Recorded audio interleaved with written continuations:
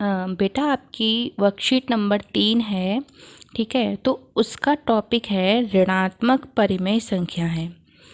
आपने परिमेय संख्या पढ़ी होंगी, वो क्या होती हैं जिनको हम बटे के रूप में लिख सकते हैं। बटे के रूप में जैसे 3/4 लिख दिया, या फिर 5/6 लिख दिया, -2/3 लिख दिया, ठीक है। आपने ये सब पढ़ा होगा। लेकिन आपने इसमें क्या पढ़ा होगा कि जो हर है कभी भी 0 के बराबर नहीं होगा। अंश और हर दोनों ही एक पूर्णांक संख्याएं होंगी। क्या होंगी? आपकी एक पूर्णांक संख्याएं, ठीक है। अब यहाँ पर हमारा जो टॉपिक है वो है आज ऋणात्मक परिमेय संख्या है।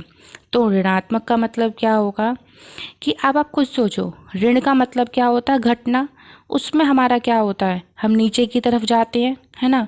अभी यहाँ पर जैसे इसने बोला है कि ईशा ने बैंक से 1500 रुपये निकाले। अब जब वो 1500 रुपये निकालेगी तो उसके अकाउंट में 1500 रुपये जुड़ेंगे या घटेंगे? तो आप बोलोगे मैम घटेंगे। तो घटने को हम कैसे लिखते हैं? क्या करते हैं? उसमें माइनस का चिन्ह लगाते हैं ना। तो वो हमने यहाँ पे क्या लिखा है? -1500 रुपये हो गए। या फिर पेट्रोलियम की खान समुद्र तल से 120 3/5 किलोमीटर नीचे हैं। तो नीचे के लिए आप क्या करोगे? नीचे जा रहे हो ना, तो नीचे जब हम जाते हैं तो कैसे लिखते हैं? माइनस। ऊपर जाने पर क्या होता है हमारा? प्लस।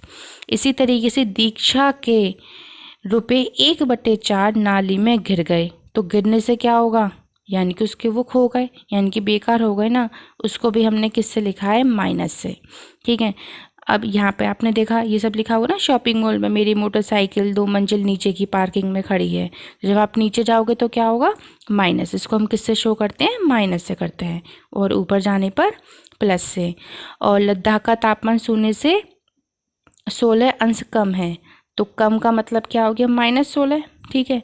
अब आप ये कहोगे मैम कि ये नंबर तो बटे में है लेकिन ये नंबर बटे में नहीं है, तो क्या हम -1500 को बटे 1 नहीं लिख सकते? तो अब ये क्या हो गई? आपकी परिमेय संख्याएं बन गई ना। जिसके नीचे अगर कुछ नहीं है तो इसको हम बटे 1 कर सकते हैं। तो ये सभी आपकी परिमेय संख्या हो गई। अब हम यहाँ पे आगे बात करेंगे कि क्या कोई ऐसी परिमेय संख्या है जो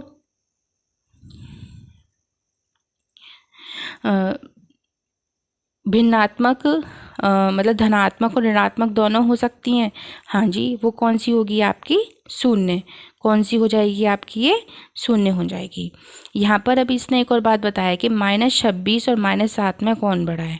अच्छा, मान के चलिए मैंने आपको 50 टॉफ़ियाँ दी हैं। कितनी टॉफ़ी दी? 50। मैंने आपसे बोला 7 दे दो या फिर 26 दे दो, तो आप कितनी देना पसंद करोगे मुझे? 7 देना पसंद करोगे ना। क्यों? आप बोलोगे मैम 26 तो बहुत सारी हो जाएंगी, आप 7 ले लीजिए, ठीक है।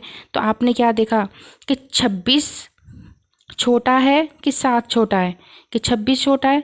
यानी कि अगर आप 26 नीचे जाओगे तो आपका घाटा होगा, लेकिन 7 नीचे जाओगे तो कम घाटा होगा। तो इसमें से छोटा कौन सा होगा? 26। यानी कि घाटा किस में ज़्यादा हो रहा है? आपका 26 में हो रहा है। तो इसीलिए अधिक नुकसान हुआ 26 में। तो बड़ा कौन सा हो गया? आपका -7, ठीक है। अब मैं आपको इसको एक और एग्जाम्पल से समझाती हूँ कि आपने परिमेय संख्या पढ़ी होंगी, परिमेय संख्या या फिर पूर्णांक संख्याएं पढ़ी होंगी। उसमें क्या होता है आपका? इस तरीके से एक लाइन होती है। यहाँ पर क्या होता है? 0। और सीधे हाथ की तरफ बढ़ते जाने पर आपकी प्लस संख्याएं बढ़ती चली जाती हैं, 1 2 3 4 5 6 7 8। और उल्टे हाथ की तरफ बढ़ते जाने पर आपकी कैसी संख्याएं होती चली जाती हैं? नेगेटिव, यानी कि ऋणात्मक संख्याएं बढ़ती चली जाती हैं। जितना आप उल्टे हाथ की तरफ जाओगे उतनी ऋणात्मक संख्याएं आपकी बढ़ेंगी। अगर आपको इसको तरीका याद करना है ना, तो आप कैसे करोगे? जितना आप उल्टे हाथ की तरफ जाओगे ना उतनी छोटी संख्याएं होती चली जाएंगी, और जितना सीधे हाथ की तरफ जाओगे उतनी बड़ी संख्याएं होती चली जाएंगी, ठीक है।